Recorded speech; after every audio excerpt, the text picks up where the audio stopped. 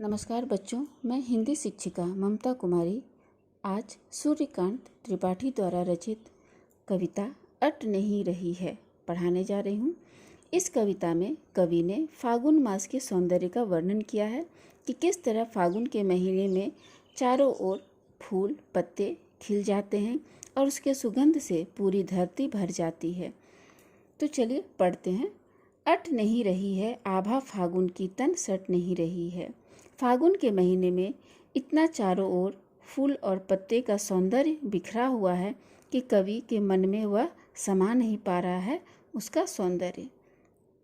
कवि कहते हैं, कहीं सांस लेते हो घर घर भर देते हो।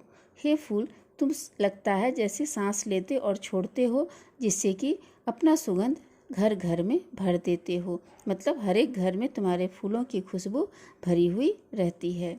उड़ने को नभ में तुम पर पर कर देते हो और तुम इतने सौंदर्य से भरे हुए हो कि तुम्हें देख करके पक्षी भी आसमान में उड़ने के लिए व्याकुल हो उठते हैं और पर फैलाए उड़ते हुए भी दिखते हैं।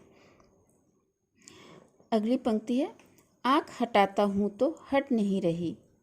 मैं प्रकृति के सौंदर्य से, फागुन मास के प्रकृति के सौंदर्य से यदि अपनी आँख भी हटाना चाहूँ तो वह हट नहीं पा रही है। पत्तों से लदी डाल कहीं हरी कहीं लाल, जहाँ जहाँ भी देखता हूँ चारों ओर पत्तों से ही लदी हुई डाल है। कहीं हरी कहीं लाल लाल फूल दिखाई पड़ रहे हैं। कहीं पड़ी है उर्मे मंद गंध पुष्पमाल और कहीं कहीं फूल इतने गुच्छे में खिले हुए हैं, ऐसा लगता है जैसे फूलों की माला बनी हुई है।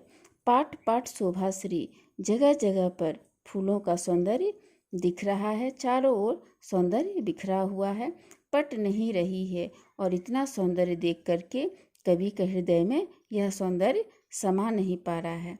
तो फागुन के महीने का यह संपूर्ण सौंदर्य जो है कवि अपने मन में समा नहीं पा रहा है और कवि को यह सौंदर्य बहुत ही लुभावनी, अच्छी और आकर्षक लग रही है। तो बच्चों, आपको यह कविता समझ में आ गई होगी। इसे आप ध्यानपूर्वक सुनेंगे और आज के लिए इतना ही। धन्यवाद।